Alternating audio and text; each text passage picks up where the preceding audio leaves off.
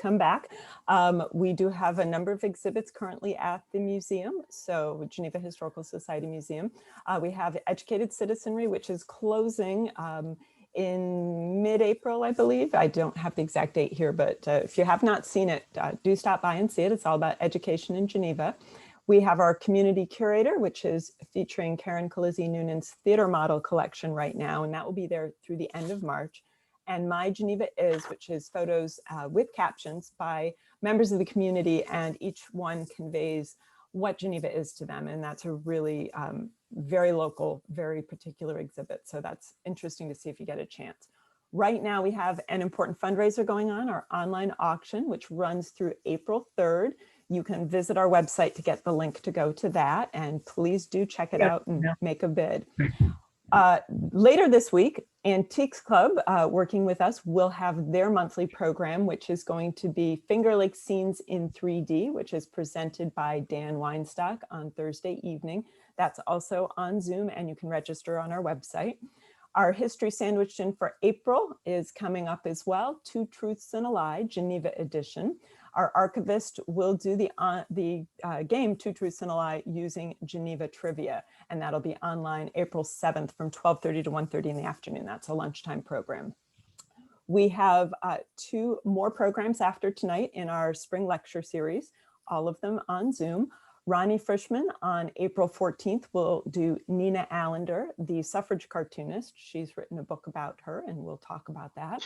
And May 4th, Suzanne Schnittman, who used to be at Hobart William Smith Colleges, will present Provocative Mothers Raising Precocious Daughters, Women's Rights Leaders from the Finger Lakes. So we have a pretty wide slate of programs through May, and we invite you to come and join us for those. And hopefully in the summer, we'll be able to do a little bit more in-person stuff at Rose Hill and at the museum. So keep your eye on our website, and make sure you sign up for our updates and our press releases if you want to know what's going on.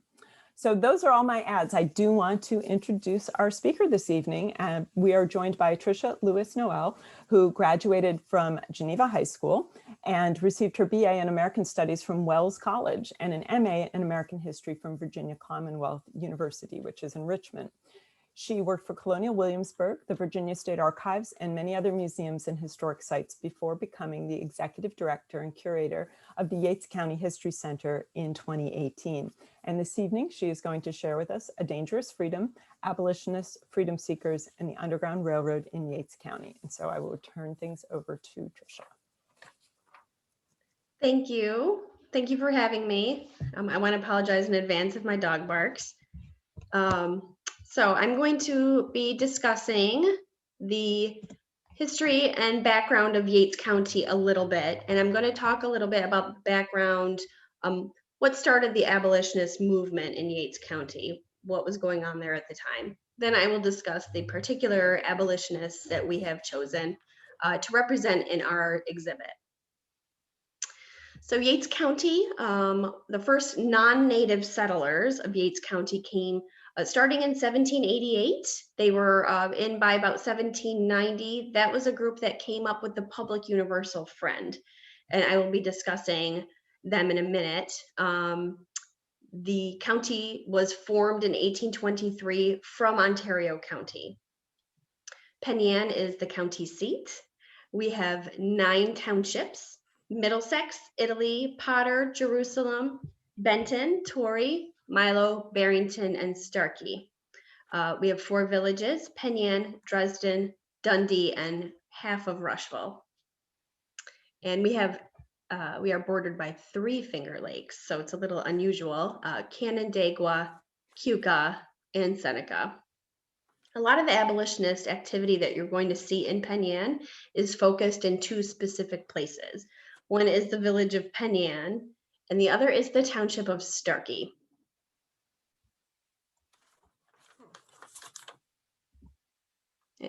So the Public Universal Friend, just a little background.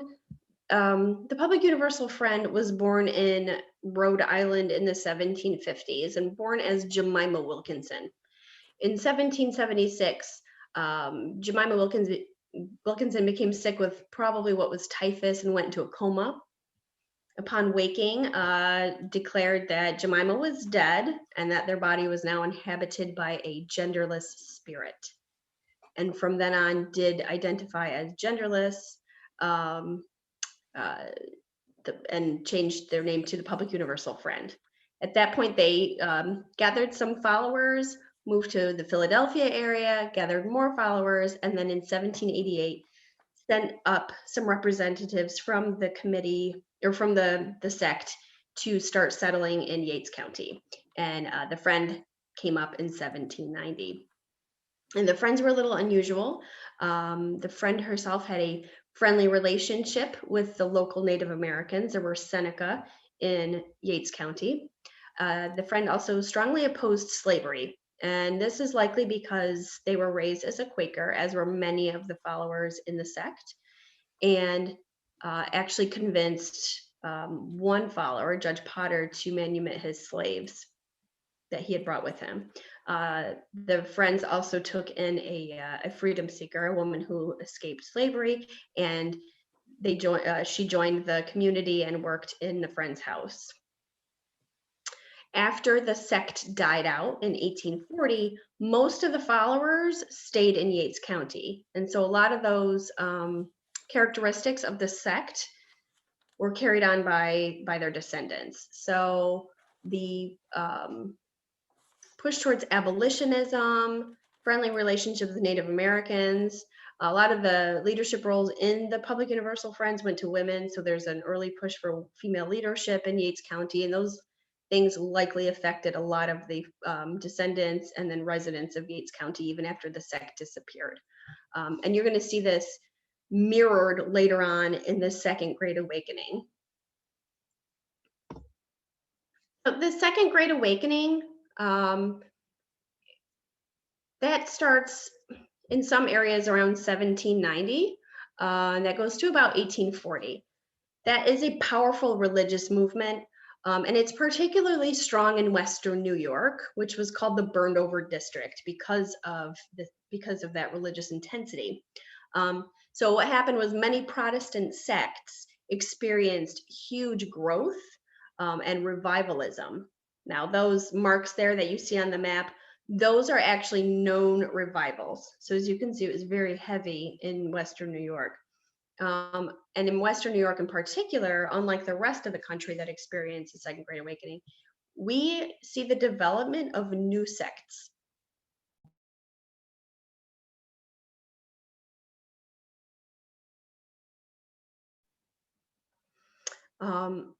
After the attention on personal sin, which the Second Great Awakening focused on personal sin, after that sort of waned, many people started to sort of shift their attention to national sin.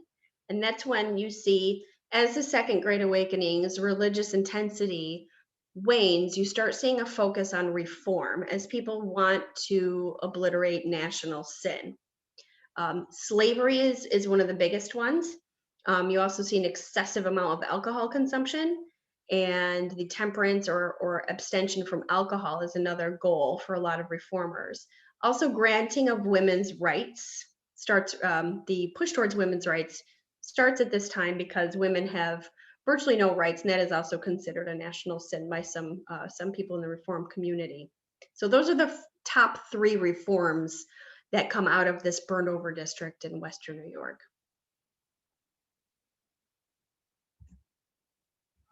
So as I said, religion does have a pretty big role in abolitionism for a lot of people, not for everybody, but for a lot of people it did. Many people were strong supporters of two or three of those big reform movements that I just mentioned, and lots of times their groups are going to overlap. So many abolitionists were temperance supporters or supporters of women's rights.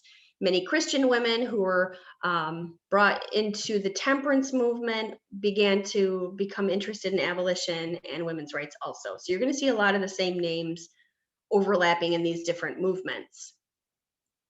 In the 19th century, during the Second Great Awakening, a lot of Protestant churches experienced turmoil over the slavery issue. Some churches don't want to comment on it, and other churches want to take a public stance against slavery. And so the churches that can't agree are going to split. You see splits in the Methodist and Presbyterian denominations most publicly, and then also in some Baptist churches. In Penang, we had 2 churches split. The biggest one was the Methodist Church. That split when the Wesleyan Methodists, as they called themselves, pulled themselves out of the main Methodist Church and formed their own sect. And that building you see there was the Wesleyan Methodist Church, and that is still standing at 300 Main Street in Penang. The church is later going to be the site of the Penang Women's Rights Convention, and 2 of the speakers there were Ernestine Rose and Susan B. Anthony. And we also had Frederick Douglass and Amelia Bloomer speak there on 2 separate occasions. The Congregational Church is another church that is very active in abolitionism. And a lot of people who leave their own sects, like the Presbyterian Church, who they didn't feel took a strong enough stance against slavery, joined the Congregational Church. And that church is gone now. It is the site of what is now the Methodist Church in Penang on Main Street in Chapel.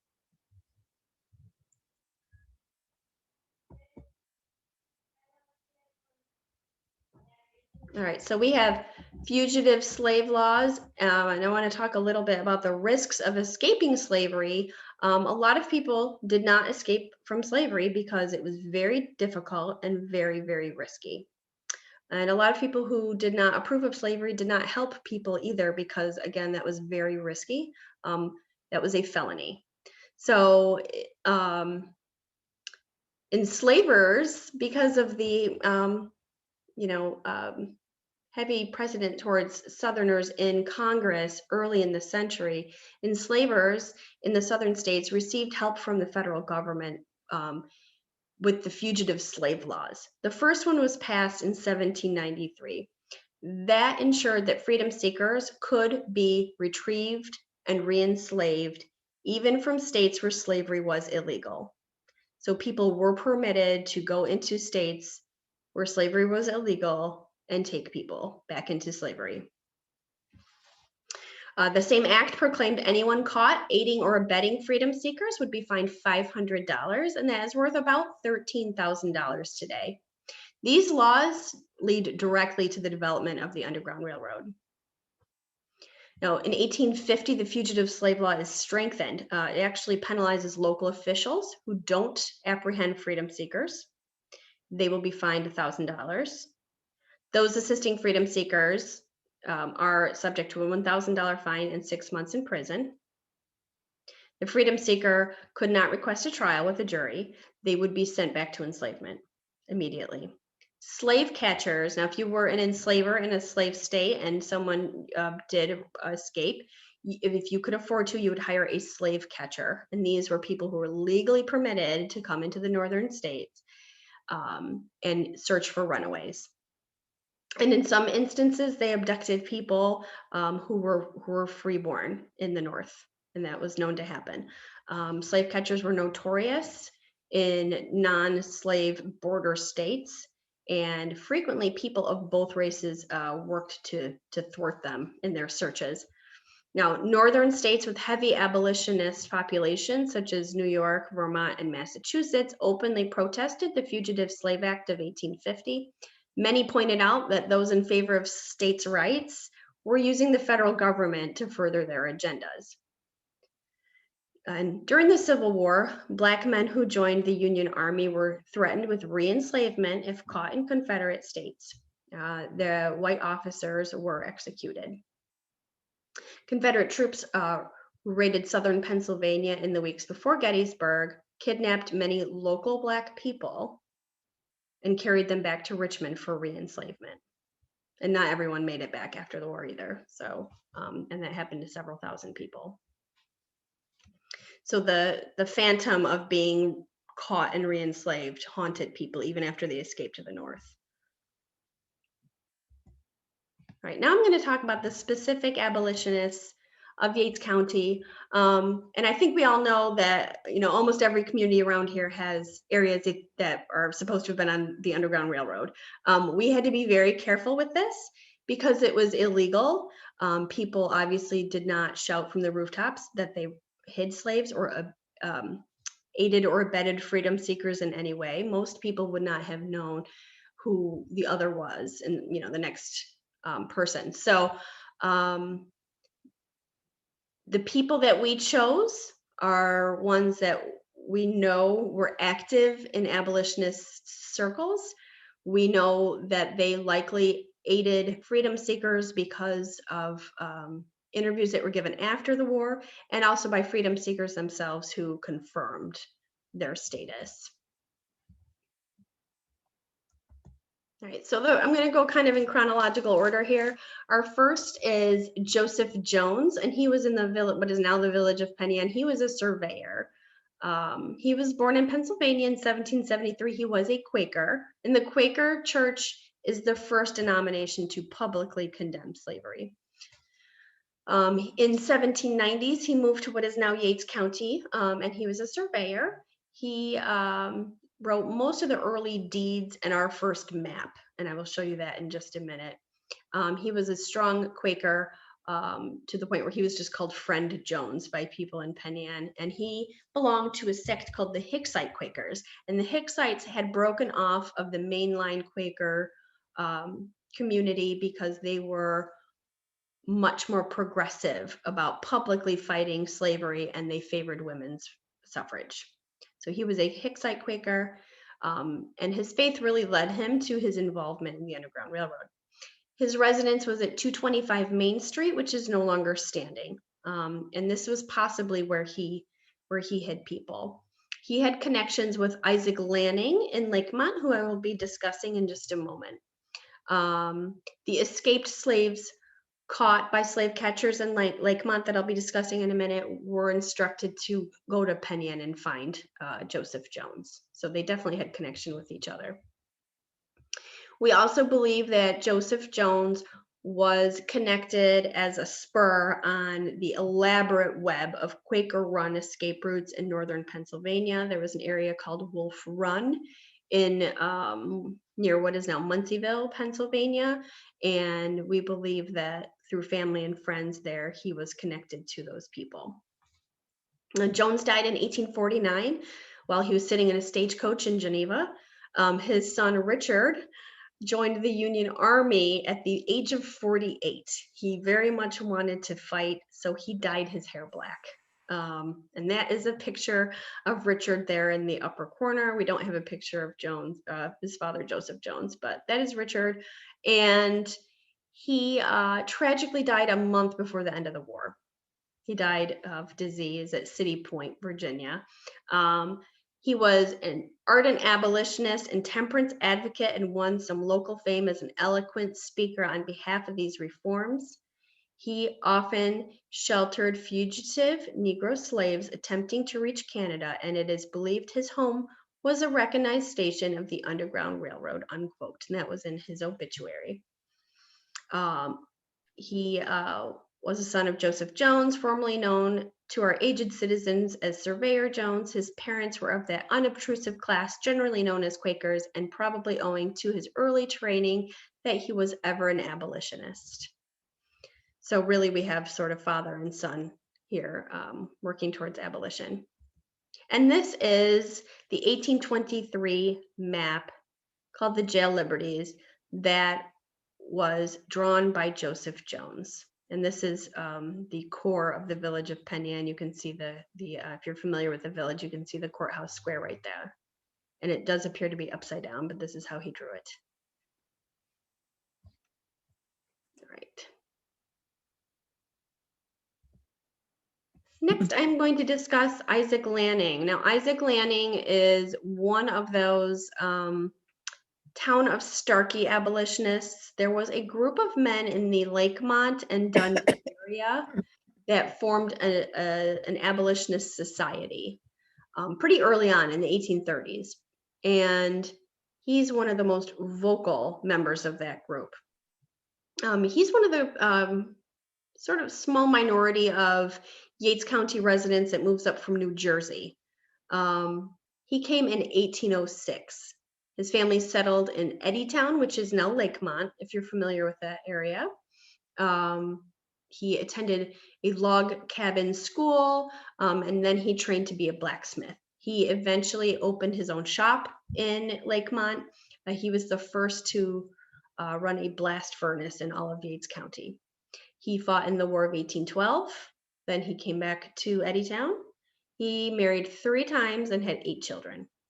He was also the county superintendent of the poor, and he was an active member of the Presbyterian Church. He was one of those who favored the church publicly disavowing slavery. Now, the reason that we know so much about Isaac Lanning is because there was an incident in 1830. Several men from Virginia actually came up through Lakemont, and they were slave catchers. They were looking for 6 enslaved men who had escaped to freedom to Yates County. Isaac Lanning sent his neighbor's son, John Royce, who was a young boy at the time, on horseback to warn 3 of the men who were working on a farm in Milo, owned by Silas Spink. So we know that Lanning knew who the local freedom seekers were, escaped slaves were, and where they were in order to warn them. They managed to escape, the 3 men that were at Spink's. He sent a message along with the boy to go to Penang and find Henry Bradley, and we will talk about Bradley in just a minute. So we know that some of these people are at least connected to one another. Isaac was joined by 2 other men to warn the 3 other freedom seekers. They were too late, however. 2 men on the farm of Zenas Kelsey. 1 man was also working at Red Mill. They were all caught by the slave catchers. Isaac stopped them and said, "You won't take them back." The slave catchers drew weapons, and he said, "You had better put up your sword. They are not going to be taken back until you show your authority. There has been kidnapping enough in the state of New York." The men were lodged in a tavern, and a crowd of 200 people, and I don't think Lakemont has 200 people now, but 200 people stood outside the tavern wanting to get at the slave catchers. The next day, the local justices of the peace reluctantly admitted that based on the Fugitive Slave Act of 1793, they did have the law on their side. But before they left New York State with those 3 men, they were given false tips by the local people that the other men had gone to Rochester, when in fact they had not, and they were never able to find those other 3 men. And they went back to Virginia. So Isaac Lanning was known by his contemporaries as an operative on the Underground Railroad. His house was on the west side. I don't know if you can see on the map there on Eddytown. The west side of the Lakemont Himrod Road. So it's going to be the left side as you're looking at it, right below that intersecting road, which is Beam Road. That was his house, and his blacksmith shop. We know that because of the way he directed people to warn the others, that he was connected to Henry Bradley and others who were active abolitionists. And together with Myron Hamlin, Alonzo DeWolf, and some others, he was active in that Abolitionist Society in Dundee, as I said. And he and his wife named their last son Seward after William Henry Seward. Isaac died in 1879, and he was buried near his home, and his grave stone is still there. It is on private property, however, so you can't really visit it, but he is there in Lakemont. All right, now I'm going to talk about John Thomas. He was in the village of Penang. He was a gardener. John Thomas was born into slavery. He was born as John Walker in Prince George's County, Maryland. And he actually remembered his enslaver there was a friend of President Monroe, and President Monroe would come to dinner at the home. He also remembered the British burning Washington, D.C. in 1814. So he had some very distinct early memories of his childhood there in Maryland. He was sold 3 times. We know that his last sale was to a man named Swan in Loudoun County, Virginia. So he was being progressively sold further south. He was sold for the last time in 1835. He banded together with 2 brothers and another man who's named Bill Irons, and they decided to escape. They walked to Philadelphia, and they could only walk at night, and they had almost nothing to eat. It took them about a week to get to Philadelphia, and the route they took was somewhat risky. It was across really the most populated area in Maryland and Northern Virginia, but they did get there. From Philadelphia, he decided to move further north. He went up to Dutchess County, New York, and he met a man named William Sutherland, who was from Yates County, and he decided to go back to Yates County with Sutherland, and he settled in Penang in 1840. And we know by 1842, he had purchased a home on Jackson Street, which is now Linden Street, and that house is still standing. He married Catherine Gatton and in the Congregational Church, and they had 10 children. He was known to have housed as many as 50 people, freedom seekers who came through Penang. The story is his property backed up onto Jacob's Brook, which at that time was much deeper and wider, that he would row them down the brook to one of the canal and then up Seneca Lake to Geneva. That was what his children said later after his death. He died January 12th, 1899. So he was, we believe he was almost 100 years old when he died. His photograph there was taken shortly before his death. Right. Samuel and Mary Curtis. Now, we believe that most of the families and the wives of the men that I am going to be discussing here were aware of what they were doing, helping them, because we don't really have proof about that. We have usually just use the name of the person we have the story about, but we believe that Mary Curtis was actively involved. So I've included her. Samuel and Mary Curtis of the village of Penang, they owned the Curtis Furniture Wareroom. Now, he was born in Connecticut in 1799. He started out making chairs.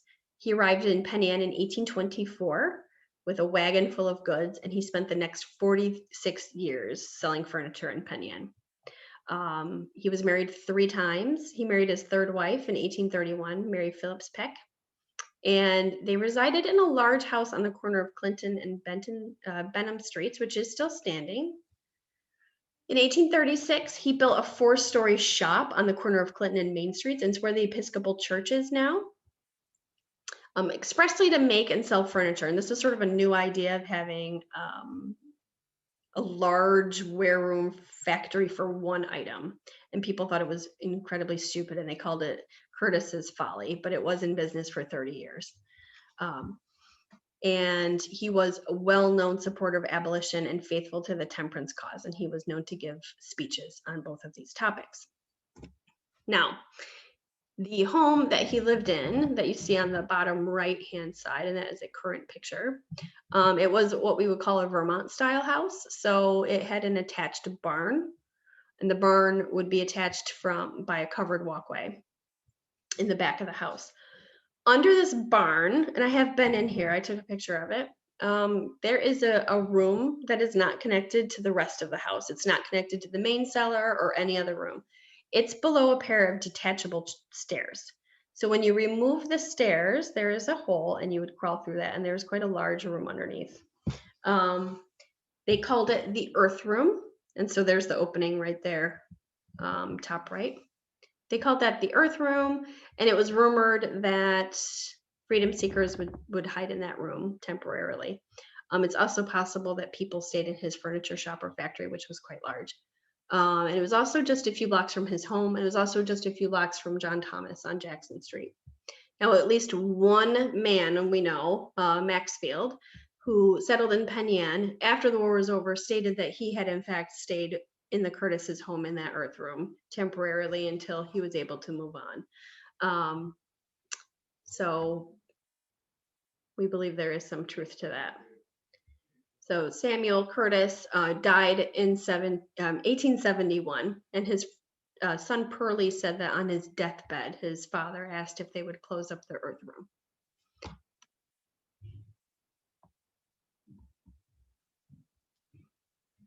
Henry Bradley.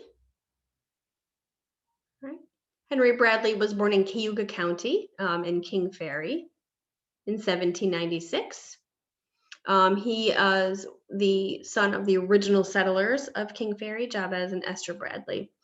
He was one of 10 children, was trained as a shopkeeper, and he was, in fact, an independent shopkeeper by 16. He got married at 18 to Rhoda Ann Ogden, who was a first cousin of Darius Ogden, the congressman. He was also Justice of the Peace and Postmaster all before the age of 27. Very ambitious man.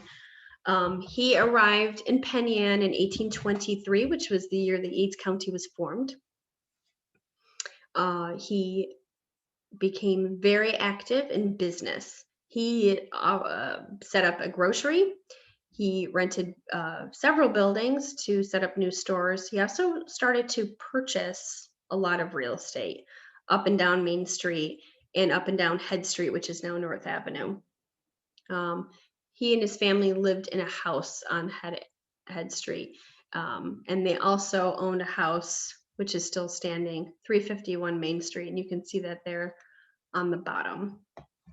And that's probably been somewhat altered. 3 years after his arrival, Penang had one of those big revivals during the Second Great Awakening. And Bradley started to lead the temperance movement after being converted at this revival. And it also sparked his interest in abolitionism. And he is believed to have hidden people in his home, as his children later stated he did. We're not sure which house it was because he owned several. In 1841, the Presbyterian congregation, of which he was a member, split over the issue of slavery, as I've stated before. The minister, Ovid Minor, Bradley and his family, and lots of other families who were in the abolitionist circles withdrew and formed that free Congregational Church that I discussed. And in the first resolutions they adopted, it said, resolved that the using, holding, or trading in men as slaves is a sin in the sight of God. And 5 years later, he ran for governor unsuccessfully, governor of New York State on the Liberty Party ticket, which was the abolitionist ticket, and the National Reform Party ticket. He ran alongside prominent abolitionist William Chapin, and he also befriended Lewis Tappan and Garrett Smith, who were probably the two of the most famous abolitionists in New York State. He died in 1878 and was buried in Lakeview Cemetery in Penang. He was a respected businessman, although he was really more known for his espousal of the temperance and abolitionist reforms. And his obituary stated that when he talked, he always had something to say. So now we are going to discuss Winen's Bush. And he's in Branchport. He is our only Branchport person, but he was a doctor. He was originally from Orange County, New York. He was born in 1799. He moved to Phelps after graduating from medical school, and he stayed in Phelps until 1832. And at that point, he moved to Branchport and built a house that is still standing. He married Julia Ann Loomis. They had 9 children. All 4 of his sons fought in the Civil War, and one was killed in Mississippi. His son, Dr. Robert Bush, gave an interview in the 1920s, and he stated that his father concealed freedom seekers in his barn. Robert, as a teen, would then be instructed to transport the people to Geneva in a hay wagon. So the people would be in the wagon and covered in hay. That is what he said. He remembered that his father had Frederick Douglass and Jermaine Logan over to dine in their Branchport home several times. And the site that Bush drove to in Geneva was somehow connected to Logan, who was a major Underground Railroad organizer in Syracuse. And he was also the father of the first Black woman doctor in America. And I have looked for this site in Geneva. I have been unable to find it. I don't believe it was owned by Logan, but we know of at least 2 people who were transporting people to Geneva. Now, the map there on the right is Branchport, and I have labeled where Dr. Bush's house was. I circled that. On the left is his house, which is still standing today. So this is a contemporary picture taken recently. If you can see the arrow there on the road, directly above it is an X. There is a dip there There is a creek right next to this house at the bottom of the hill. There was a spring there, and local people said that there was a spring house / barn there at one time. It is gone now. So Dr. Bush wanted the spring inside of his barn. He built his barn around it in front of his house, so not in the back of your house, as you would assume. And that is where his son Robert would have people put in the hay wagon and taken to Geneva. So that the local people who recognize where that barn originally had been, that was dilapidated through most of the 20th century and is now gone, that is where that X is. Okay, I'm going to tell you what is left to see from the people I have discussed. 351 Main Street. That is one of the Bradley homes. I did show you a picture of that earlier. I do want to remind everyone also, these are all private property. Even the church that I'm going to mention is no longer a church, and it is apartment houses now. So any of these things, if you want to look at them, don't go into the yard without permission. It's just sort of to know where they are. 129 Clinton Street. That is Samuel and Mary Curtis's home. That is actually labeled as an Underground Railroad stop. That's probably one of our better examples, because there was a freedom seeker who later confirmed that he hid in the house. West Lake Road south of Branchport. I have not been able to find the number of that house. It's not visible from the road at this point, although it was in that picture. It is now completely wooded on that little knoll, and you can't see it anymore, but the house is still there. Linden Street in Penang. John Thomas's home is there. Out of respect to the homeowners, I've not included their address. They did not want to be included. 4995 Lakemont Himrod Road. Now, Lanning's house is no longer standing, but there is a house there on the exact same foundations. And that is it for my presentation. Okay, thank you very much. So if anybody has questions, please feel free to put them in the chat. We have one comment here from Raymond.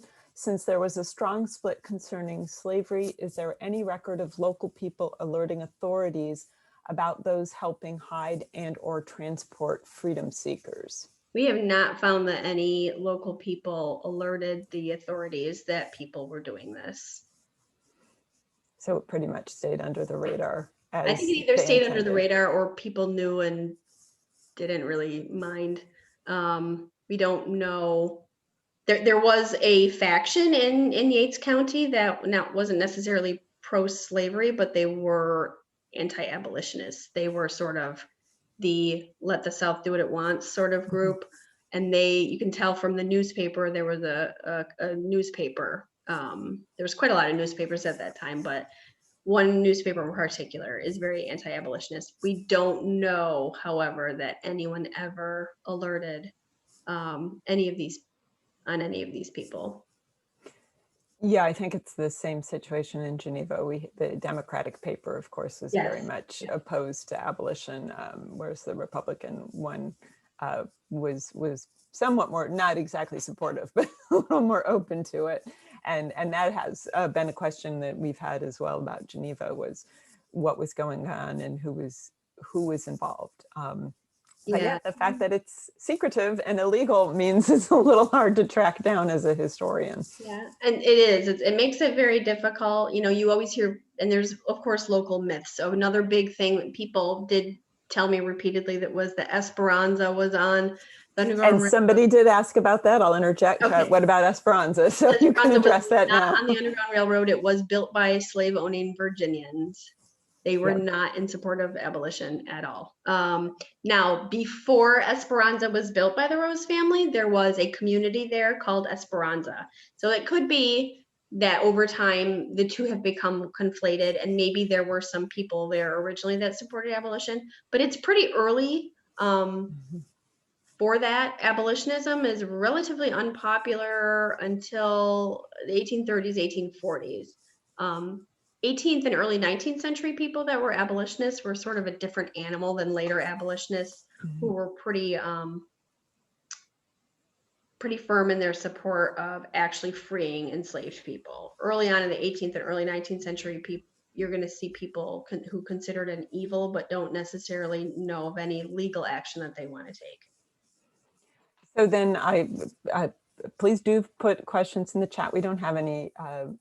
Sorry, there is one that's popped in from Mary Rose, who's a tour guide at Rose Hill, one of our sites. She said, what happened to the freedom seekers once they arrived in Geneva? Do you have any idea? I think from Geneva, they could go in various directions, but I think a lot of people were pushing towards Canada because, like I said, you're not even in the furthest north parts of the United States. If slave catchers could find people in Lakemont in 1830, they could pretty much get anywhere. Mm-hmm. And they were known to be sited in very tiny little villages up in the Adirondacks. In Cayuga County, I know that there were slave catcher raids. So these people did come up looking for for runaway slaves. So it was a real risk if you weren't going to push towards Canada. Yeah, and I know there were a number of well-documented cases where people tried to stop slave catchers. I think there was one in Michigan, and also the Jerry Rescue in Syracuse is a well-known one locally, mm-hmm. of those people who did choose to try to stop it. Excuse me. Now, I have a question. We don't have any more in the chat at the moment, but where were you looking for most of your sources? Because this is such a difficult topic to track down with the historian's traditional newspaper and other types of written documentation. How did you find and kind of confirm to the best of, to satisfy yourself when these people were abolitionists? I know you mentioned a few of the sources, but if you want to maybe talk about that more generally. Well, there's a wonderful set of books by a man named Stafford Cleveland. He wrote A History of Yates County, and he updated it throughout it was written in the 19th century. He updated it a little after the Civil War, and it's he does mention in there several people who were known to be abolitionists. He actually writes specifically about the Isaac Lanning incident. So there's definitely some documentation out there when it was safe to write about. Some people gave interviews about their parents, like Dr. Robert Bush did about his father. So there are rumors around town. Those rumors kind of get filtered down through local histories, oral histories. Sometimes they're in later newspapers. What we had to do was sift through and see who was actually confirmed to have been in an abolitionist society, like Isaac Lanning was and Henry Bradley was. Like, he actually ran for governor on the Liberty ticket, so we know he definitely was. We had to look at the evidence. Who pulled away from the Presbyterian Church and joined the Congregational Church? Who joined the Wesleyan Methodist Church? Who are the most likely candidates who have done this? And then, of course, the people who were said to have hidden and actually actively aided and abetted freedom seeking. We had to look at evidence with what their family left behind too. Did you do that work with Judith Wellman or follow her general we didn't actually work with Okay. Judith Wellman. We were planning on having a speech by her at the opening of our exhibit, but of course we couldn't because of COVID. So we would at some point like to have Dr. Wellman down to talk about it. But those are the methods we used. And of course there were, like I said, everyone thinks their house was on the Underground Railroad, but it's impossible to confirm, but we used our best evidence, and you would, especially in incidents where say a freedom seeker himself actually said, yes, I stayed in that house. That to me is very good evidence. Pretty good evidence, yeah. Well, we had a few more questions pop in. I'll do what I can to go through them because all of a sudden everybody's thinking of questions. Any correspondence surviving between William L. Chapin and his running mate? Chapin ended up running the Glen Haven water cure. That's Jane Oakes, who's expert on water cures. So do you need me to repeat that since I... With Bradley? His running mate, was that... Bradley, William Chapin and his running mate. I don't know. We don't have any Henry Bradley correspondence, but it may be in the Chapin. I believe Bradley is mentioned in some of the correspondence that is saved of people in the Liberty Party, but we don't have any of Bradley's correspondence, unfortunately. Okay. There was once an African-American community in Penang. Do we know what became of it? So Penang had a small number of African-American people. A lot of them lived on Jackson Street in that area where John Thomas lived.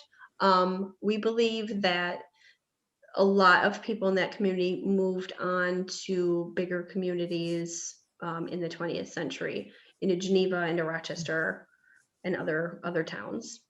And So that happened in Geneva as well. For those who may be somewhat familiar, Geneva has a large African-American community today, but it was much larger not larger than today, but it was larger in the 1840s and then declined through the early 20th century before it grew with the Great Migration. And I suspect it was the same for a lot of the smaller communities. Yeah. As industrialization moved into the corridor along the canal.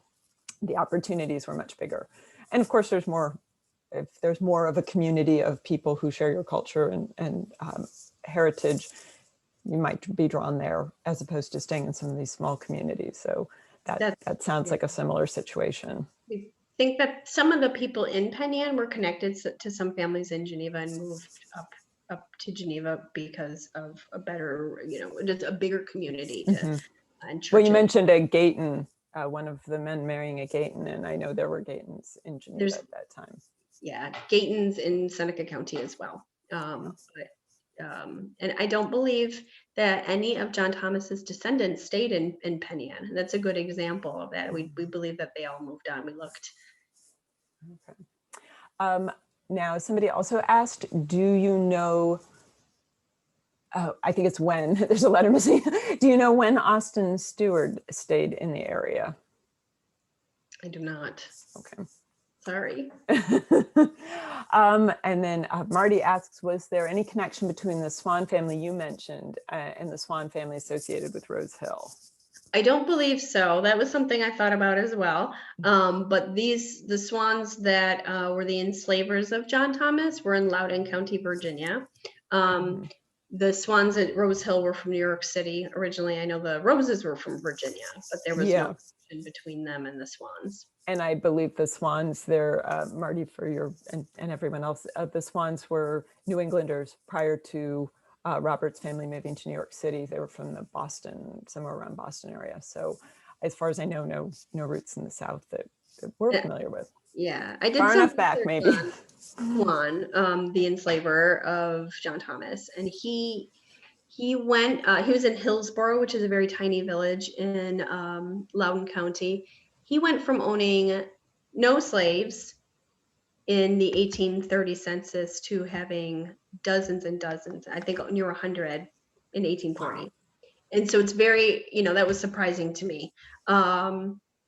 Either he inherited a large estate from his father or another relative, or that would be my assumption, because it's very abrupt within 10 years.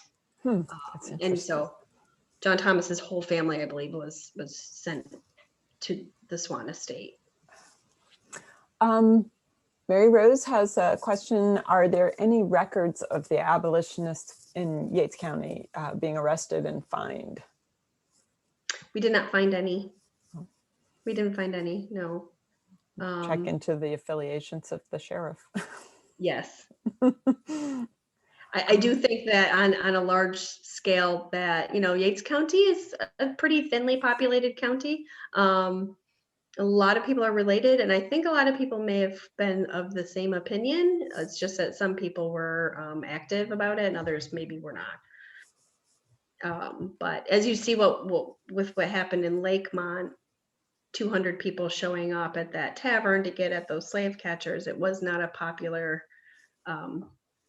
thing to support.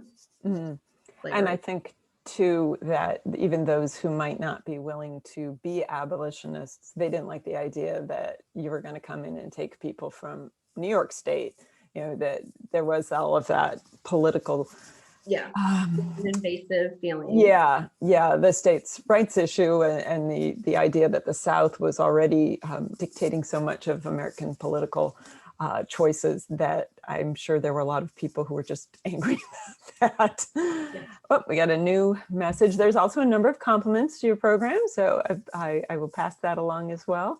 People said who knew there was so much information. Thank you. I don't see any new questions though, so if we don't have any more, I think we can probably wrap it up. I want to thank you, Tricia. It really was very interesting, and we need somebody to come and do such a deep dive on the subject in Geneva, because we would love to have a bit more of this type of information ourselves. So do you have your exhibit open on the topic now? It is open. It's going to be open until next June of 22. We are open Tuesdays through Fridays, 9 to 4. Right now we are appointment only, so just give us a call when you want to come, and you can come as long as you wear a mask and sign in. Well, terrific. Everybody, now you have something to do this summer to drive down around Keuka Lake and visit some of the small museums and some of these sites from a distance, because we don't want to annoy people in their houses. So I want to thank you very much, Tricia, for bringing the presentation to us, and thank you to everyone for attending. We will hopefully see you all perhaps on Thursday for Dan Weinstock's program on Finger Lakes 3D images. Oh, and somebody says they worked at the Oliver House many years ago and very much enjoyed this. Oh, but thank you. Thank you all very much. Thank you.